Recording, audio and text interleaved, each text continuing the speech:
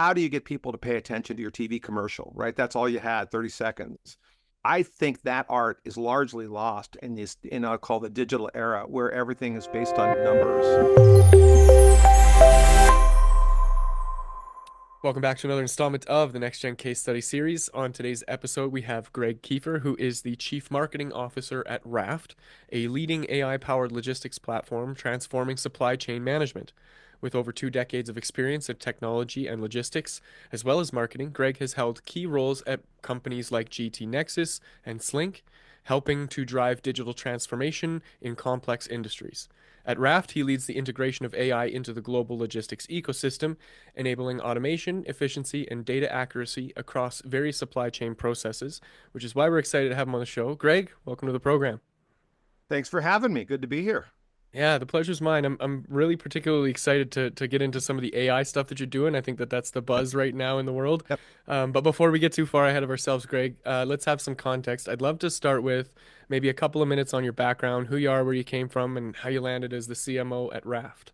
Sure, sure. Yeah, it's been a long career. I had a lot more hair when I started, but I started my career actually in the consumer advertising world, and the days before there was such a thing as the internet, believe it or not. That's how far I go back. So, we used to edit radio commercials with a razor blade and a piece of quarter-inch tape, reel to reel, right? Wow. And did that for, about 12 years, ran various B2B, a couple B2B and B2C accounts. I had like the Oakland A's and the San Francisco Giants and the Raiders. I had some cool sports accounts. I had Atari. So I got a lot of different, kind of what makes people pay attention and get interested about something, a message, right? And that world was an ad. But, I kind of ran my time out there and being in San Francisco, there was the internet bubble that was going crazy in 99, 2000. And I got an opportunity to join a startup, which became GT Nexus. And I was employee number 16 and ran marketing there for 17 years, from startup to $675 million acquisition in 2015, right? So learned a lot about building categories and really doing B2B enterprise marketing for supply chain, same stuff I'm doing now.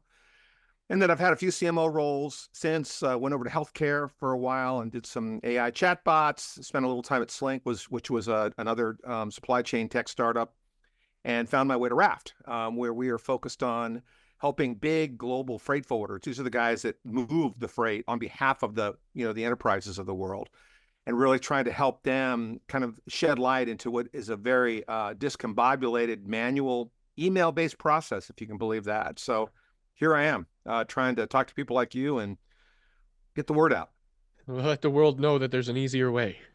That there's an easier way. That's right. That's right. I'm with you there, Greg. Um, you have a very intimidating level of experience when it comes to the whole marketing side of things, and being a part of some of these bigger companies, I think is such an asset to have as a part of your resume, because as to your point, I found out what gets people interested in something, and so I'd love to start there with some of that past experience. What did you learn along the way there that kind of helped guide your current approach to the way that you take on customer acquisition? Yeah, yeah. I think a lot of marketers, I mean, I know it violates all of the textbooks and the marketing 101 courses out there. But, the reality is that people just don't care. And you have to operate under that mantra. Unless you're Apple or Tesla, nobody gives it doesn't care. They just don't care what you have to say. So I see a lot of marketers that get very tangled up in knots about describing their product and how great it is, and it's going to solve world hunger for such and such a business. And the reality is nobody cares. Nobody believes you, because if you're a software company, so what? I don't believe you. There's too many of them. And the last thing, which is, I think pretty common, which is they don't have time to pay attention to anything, right? So knocking out these big, elaborate, heavy copy, very intense 12-minute videos, which takes an enormous amount of time and effort, for what? So that two people watch it, right? I mean, this is what we're dealing with. So again, a lot of my experience is predicated on the enterprise, right? We're not selling, lots of transactional, low-value products. My background is selling multi-million-dollar business transformation initiatives to companies that with revenues north of $1 billion, right? So it's maybe a little different if you're selling widgets, I don't have any experience selling widgets or screwdrivers, but I have a lot of experience in trying to get big companies that are really struggling to consider a different way of operating. So I think if you consider that experience I got from the ad agency days, right, where it was the 7-word rule on outdoor ads, right? How do you get people to pay attention to your TV commercial, right? That's all you had, 30 seconds. I think that art is largely lost in this, in I'll call the digital era, where everything is based on numbers and spreadsheets and algorithms. And I think the art, the message, the approach, the patience, it's not a sprint, it's a marathon, all formulate how I like to go to market and drive marketing. I, in my experience, have noticed a shift from. So I grew up watching Saturday morning cartoons, and there was the unwritten rule of we'll put up with your garbage ads if the content on that platform is good enough. And the people who really understand how to catch attention made it worth sitting through those advertisements on Yep. television. And to your point, yeah, the art of being able to capture that attention in some meaningful way is gone because, from my observation, everybody who has had like the democratization of advertising, everybody having access to it means that the people who have no idea how to do it and have just saw and decided that call to action ads are the only ones they can run or the only ones that are worth running, um, makes it a polluted and noisy environment unnecessarily when we could be spending time creating value or content that people actually will engage with. And I think that this is one thing that a lot of businesses are really struggling with because the shareholder like fiduciary responsibility to having to have the business make money and prove how it's doing that means that the efforts for branding and storytelling and the narrative methods of selling don't exist anymore because you can't, there's no attribution. When I Mm. put out a podcast, right? You being here, Greg, and somebody finding you here and then Googling your name, the attribution is going to go to Google and not to this podcast. Yep. Not that we need the credit, but what I'm saying is Yep. at Yep. some point, because of that data, we're missing a very important part. And I think that that's what you were pointing at. Am I off the Yeah. mark there? Yeah, I do. I just think that there's so much data and automation in the marketing toolkit these days. From when I Mhm. started again, I was pre-internet, really almost pre-Macintosh, if you can believe that. I know it really dates me.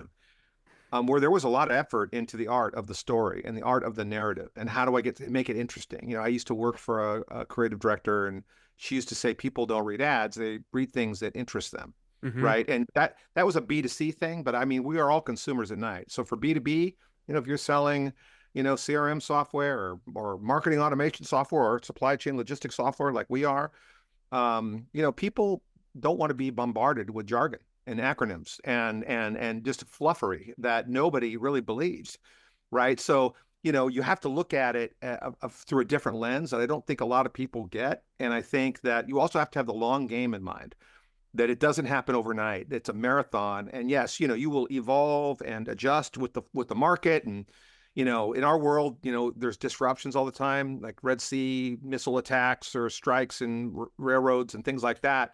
And it's very tempting to chase all those events and say, look how our technology is going to solve that. Well, that's what everybody does. And nobody really believes it, right? So I think, there's just an art to the message and the crispness and the branding. That's the other thing that gets lost. Having a great visual brand that ties everything together so that, when you're at a busy trade show or, seeing an online ad or, going to a website, it all really holds together in a really super strong way. I think that art is lost, and I don't think a lot of people respect that, and they should, because it's just the amount of money I think that's being wasted and time is pretty intense on the B2B side. I'm not going to say everybody's that way, but I'd say a lot of companies do it wrong, in my opinion. Well, and I'm sure in your experience, you'll be able to maybe confirm or deny this. The B2B space is very much different than the B2C space.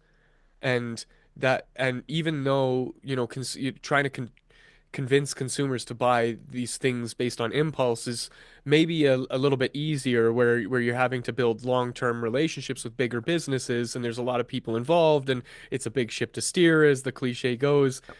So they offer their own sets of challenges. So Greg, let's zoom in just a little bit then with the efforts that you're putting forward at Raft. Um, how have you taken some of that old experiences that you've had, like some of the past experiences, and applied them in the marketing model or the business development model that you're deploying right now at Raft? Yeah, yeah. So, I think a lot of what I said we're doing, we're trying to do. I mean, I was fortunate when I came to Raft. The Raft actually had that visual brand identity part knocked out, and it was pretty strong, and I like it very much. Raft.ai, if you want to go check it out for your listeners. But, for me, when you get into this world where we operate, which is logistics, it's the world freight that's moving between continents on ships and planes. That's who we're targeting. It's the complexity is off the charts, right? Mhm. Like we need weeks, maybe months, right, to work through these deals because, these are mission critical operations. This isn't like a podcast editing tool that you might give a try to and it doesn't work that well. If we get a big global freight forwarder to take us on and we don't work, they can't move their customers' freight. And that's obviously a massive undertaking. So there's a lot of vetting and selling and convincing. So obviously, the way we like, I kind of hit it from three different perspectives. I mean, one is storytelling, Mhm. where blog posts, getting on industry podcasts like this, but talking more about the opportunity that we have. Occasional videos, and really just I wouldn't say we do like papers, but we'll do some research on occasion to kind of prove a point. Do like a B2B study of some sort. That's one pillar, right? And the other pillar is getting customers to go to market and talk about it because that voice does have power. And okay, they may not believe me, the marketing guy of a software, company, but when a customer, an end user gets out there and goes on a podcast such as this and talks about the value they're getting, that has tremendous, tremendous power. This is what I did at, GT Nexus when I was there. And one of the reasons we were doing that was we were going into a category at the time didn't exist, which was cloud. I mean, cloud wasn't a thing when I joined there. It had different names and acronyms, and it wasn't really until Mark Benioff and Salesforce came along, and he drew a cloud around his logo. I said, okay, this is here to stay. And what does it mean for supply chain? And we kind of went down that path. So we weren't really even talking about the products and what they did. We were talking about, look, you need to move your supply chain in the cloud. The only way to get a handle on all of the data and all of the processes and documents is to centrally post it so everybody can see and operate off the same thing. And people got that, and that got us to a place where we could have those more intense discussions on exactly what we did. But I was also, we worked with some big enterprise customers to do it as well. So this included companies like Levi's and Caterpillar and Pfizer and P&G, Lenovo and Hewlett Packard. And wasn't would you please do us a favor and do a case study? It wasn't that. It was how do we help you look like an operational leader in the sector? And I will put my marketing resources to help you get there. And not only will that help your brand from an operational perspective and improve shareholder value, it's going to help you drive change across your organization, which are huge, 60, 70,000 employees that all have to know what's going on in the supply chain. And lastly, you look for individuals that have that ambition to be a VP or an SVP someday. And I'm telling you, the ones that are talking to people like you or going in the press and talking overtly and aggressively, not lying, are the ones that are going to get noticed. And I have Mm. several former clients that, and not because of what we did, that are leaders at these companies today. So, that combination, and then of course having the great content machine when they do come to you and want to look around. Yes, you've got to have great product messaging and collateral and demos and all that stuff. But to me, it's what happens in front of that that's the real power here. Yeah, the two things that I picked up on there that I think are super important for people to understand is that first level branding, reputation, people talking about you, creating content that's useful, building value around the business. But then the other one, and this is more of a subtlety, Greg. I'm gonna call it like a ninja move because I don't think that a lot of people are present to this. Um, as you were speaking, you reminded me of a book I read a long time ago called The Ask Method by Ryan Levesque. People who listen to the show know I talk about this a couple of times before, but the idea is that you go to the people that you want to serve, you ask them what the problem that they're having is, and then you innovate something or create something or plan something that will solve that problem, and they go, "Hey guys, is this what you were talking about?" Yeah. And when they see it, yeah, that's exactly what we're talking about. Okay, now it's a shoe in for you to get business. The problem, though, that I am very present to is that in order to do something like this, to create a problem, or sorry, a solution to a big problem, there is a delay in time between, hey, what's your problem? And hey, now we're in business.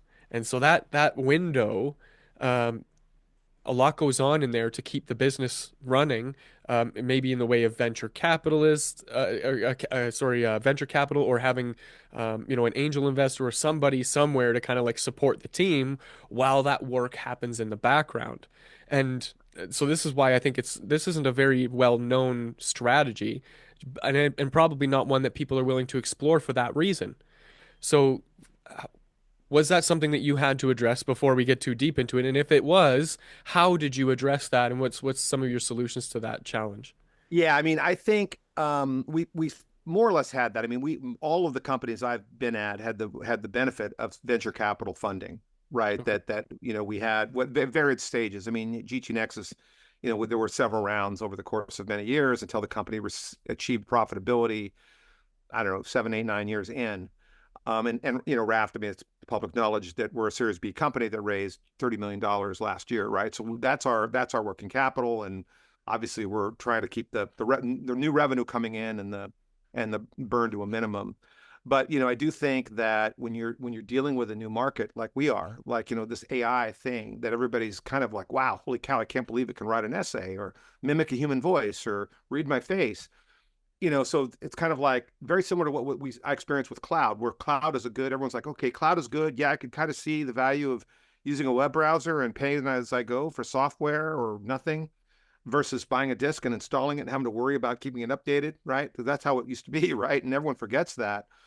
And I think with AI, part of what we have to describe is, look, it is an inflection point moment in technology innovation. It's there with the internet, PC, smartphones, silicon chip. It's like one of those. Mm, And what does it mean for your industry? I think, what I like to do is keep that very super simple and be very honest that it's like, look, this is not a black box. I mean, it may be cool that you can go to ChatGPT and say, write me a an article on the history of podcasting, and it'll do it, right? But it's got the internet as a brain, right? There's 400 million places on the internet for it to learn what to do. When you're dealing with a workflow, with whether it's logistics or anything B2B, you don't have that benefit because every company does things differently, right? So you almost have to explain that to people, and it gets very quickly complicated and probably beyond the realms of what you would want to do with marketing messaging. So, for me, what we try to do is really talk about the fact that this is a big thing that's not going anywhere. It's not a matter of if, it's when. I'll compare it. I use a lot of analogies. Compare it to maps and self-driving cars. I mean, think about it. You can now, if you're in San Francisco, I can walk out and a self-driving car will come pick me up and take me somewhere. I mean, just 6 years ago, people thought you were out of your mind. I mean, I remember when Amazon back in the like 2011, 12, somewhere in there, where they were just getting going. They mentioned this whole idea of drones dropping your packages in your backyard. Everyone thought they were out of their mind, right? I yeah. mean, we couldn't believe it, right? Well, today, I think if politically it was okay, you think they could do that? You better believe they could do that, right? Yeah. And so, this idea of kind of that, that singular thing to get people to work with you and kind of stay through that period of time from the ask. It's all about believing in the potential and really going for that North Star. And it is early. Look, it is early. I mean, AI is mature in some places, but not in B2B. It's Right. it's parsing some data and it's doing some cool things around, run me a report or whatever. But we're not seeing it in heavily mature business to business environments where it's doing incredible things. I mean, I was even on a marketing council call with one of my VCs, and even people were saying that the writing it does, write me a blog, 700 words. it's only good as maybe a first draft. It's not ready for prime time yet. So, you've got to find, when you're in an early market like this, you've got to find those visionary companies to work with you and roll the dice, and they might get some preferential pricing and be able to roll with it a little bit. And then, of course, once they start talking and explaining the value they're getting, that's when the next wave comes in, and the bulk of them come in before the laggards come in at the very end. Right. And I think with AI, we're in that transition phase from the early adopters are beginning to talk. So I think that's going to be very interesting, at least in my industry. I don't know if that's true everywhere, but I would imagine it is. Yeah, the um so there's this interesting phenomenon on on the platform TikTok where you kind of like you end up in these little corners of the internet, and so it's like, oh, this is book talk or this is marketing talk, and I'm fortunately or unfortunately like a part of some of these little subsects where people are now just, hey, did you know that you can connect this and this, and like all of the things that you need are happening automatically? Did you know that you could do this? And it's so funny because being an AI company, we've been exploring a lot of this stuff before the general public even knew it existed. And to your point of like, yeah, we need to be making content, and if we use generative tools like ChatGPT to help us write an article, it is still only a first draft. And I'll tell you, Greg, I've been um, for the better part of this year, I have been doing everything that I possibly could to write things on my own, give it to a GPT that I'm trying to train, and telling it to now write like me. And I'm just now, a year later, finally starting to see what I was hoping would happen initially, and that's this technology kind of making some decisions creatively for me that would be very similar to the decisions that I would make. And so is that intelligence or programming? Who knows? We're definitely walking a fine line between those two things, but I'm very present to this is the worst the technology is ever going to be. That's right. And the Bingo. opportunity for Bingo. us to make it better exists there. And so when it comes to some of the ways that you guys are deploying it, outside of the generative stuff, where are you kind of seeing some magic happen? Well, again, in our world, we've got a pretty narrow addressable market, right? We're Hmm. after fairly large Like shippers 50 that move. people. No, no, no, they would be thousands, but these are companies that move freight intercontinental, right? So on an Right. ocean container ship or on a air freight plane primarily, because we handle like customs entries and invoice processing and booking and that kind of stuff, right? Hmm. Hmm. So, it's hundreds of companies, right? It's not tens of thousands or even thousands. And so, we're able to this really is a place for ABM, right? It's a perfect ABM opportunity, right? So what we do is we use LinkedIn pretty heavily because we can just go right to the people that work at the companies that we care about. And we're doing a lot of testing with that, trying to boost our reach, and we're getting the visibility, we're getting the impressions very inexpensively, by the way. Hmm. But we haven't really cracked, I don't think anybody has, by the way, figured out how to turn that into pure, like, clear demand gen. I think you bump into the same point. Eventually they land on a form and they're like, I'm not filling that out. I don't want to Yeah. do that. So that's one part. But the other part is how do we bring more declared intent leads? People that would come and fill a form out. And that's where, some of doing things like this. I was on a podcast last week with one of the big trades in our industry, the Journal of Commerce, which is a major trade focused on ocean freight, and they do podcasts, or I'm sorry, webinars. And I did that, and then another article came out, and another thing, I was on another podcast. It all kind of hit in the same week, which was, I wish I could say I designed that, but it was kind of luck.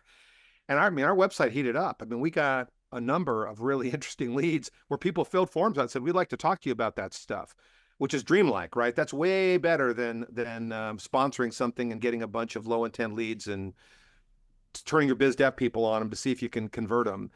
And again, with these big companies, I think the other dimension that we deal with is the fact that it's probably a consensus decision, that there could be anywhere from 20 to 500 people that could influence a decision. These are huge companies. Some of our Right. customers have 70,000 employees, right? Not that all of them will influence a decision, but they're global. Some have P&Ls in different regions around the world. Some are centralized, right? So there's an immense amount of research that goes into it. But the point is that when you get one of these big fish on and go into one of these sales cycles that could drag on for a number of months, it's nice to kind of come, others kind of come in, and you want to reach out to them as well. So, like we did a fairly effective LinkedIn post where we announced one of our customers over the summer. They let us do it, saying, "Hey, we're going to be partners with these guys," and got hundreds of likes. And I looked across all these likes and follows, and I mean, there were like several top executives at this company, right, that were on that list. Now, that was not a fill a form out; it was a very low intent lead.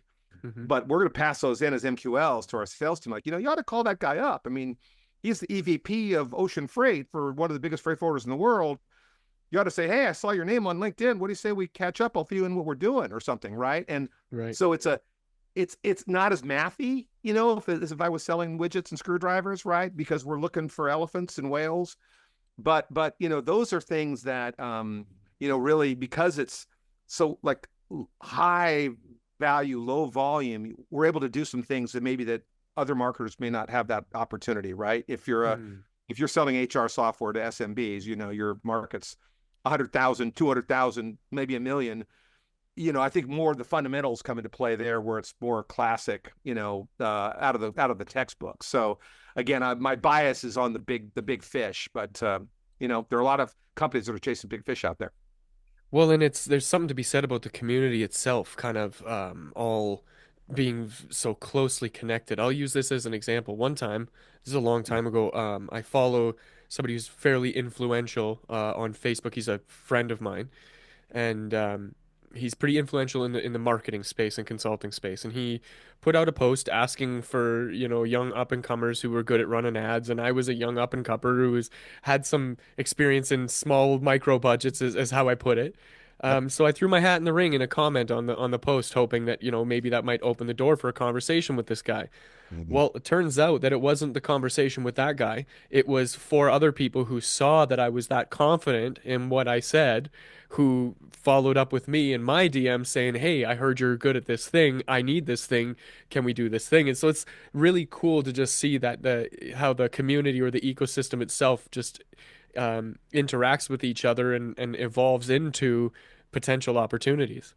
Yeah, yeah, but I think it's also important to remind again, a lot of, especially with AI, right? There is no existing market for this stuff, right? You have to take a very educational mindset, because everyone's like, "Oh yeah, AI is great, it's cool, yeah, it's game changing," and maybe there's false, unrealistic expectations about it. But there is no Gartner Magic Quadrant for this yet. There is no hype cycle from Forrester.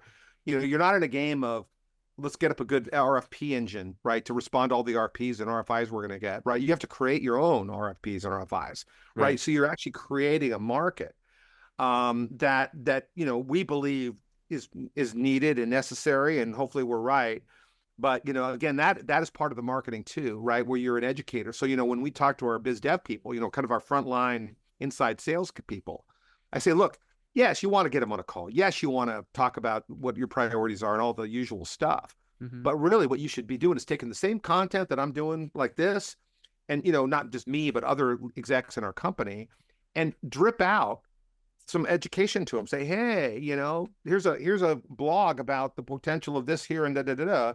Doesn't mention Raft once, right? By virtue of the fact that I wrote it, yeah, okay, it's going to be our view of the world. But the idea that you get these touches where they don't have to do anything, because so many people, again, are naive enough to think, "Oh, I'm going to get this, CFO or EVP of some huge company to just take time aside and say, yeah, I'll have a discussion with you so you can tell me if I'm optimizing my budget right or not." I get those every now and then. I'm like, "You got to be kidding me. I'm going to let you tell me how I'm spending my money?"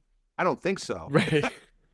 Or worse, they say, they have the nerve to schedule it onto my calendar, right? Which is just a really aggressive, annoying way to go. So, kind of that educational kind of high road is Mm. another thing that you've got to do. It's part of your brand. If you're going to want to, get 6, 7, 8-figure AR deals, you cannot behave like a used car salesman. You have to be more like Porsche, right? And Right. so these are all brand equity tenants that you have to kind of bring into the mix, which kind of goes along with the premium design, right? The emphasis on visuals and pictures and diagrams. Hmm. Don't give me 1,000 words, give me 100 words with 3 pictures, right? That is a way more compelling piece of content, Yep. because nobody reads. We're lazy. They'll have AI read it for them, right? Whether when they're running or something, but no one's going to do that. They're going to listen to podcasts like this.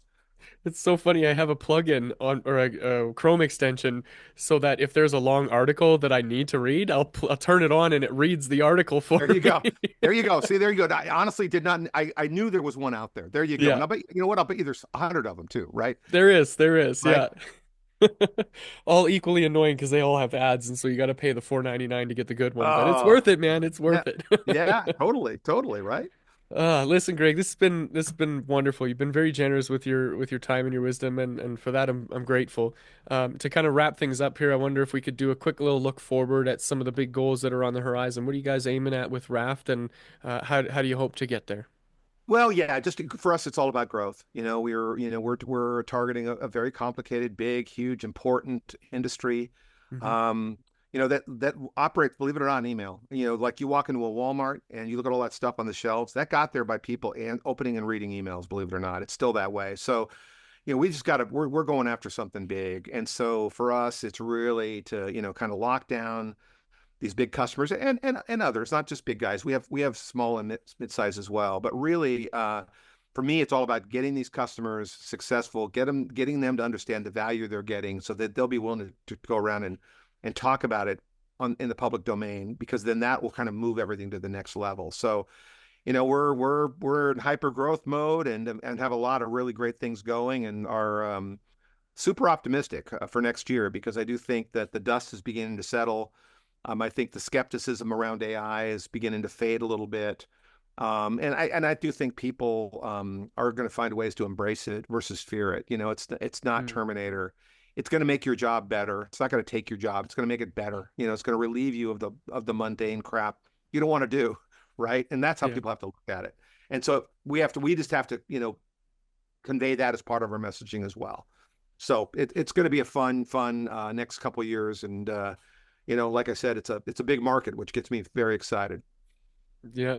When it comes to the AI stuff, I love when people have that comment that, oh, AI is going to take away our jobs. That's not the way it's going to work. The people who figure out how to use AI well for their job is going to take your job. So you Right. either got to get on board or get out of the way because Yeah. innovation's happening with or without you.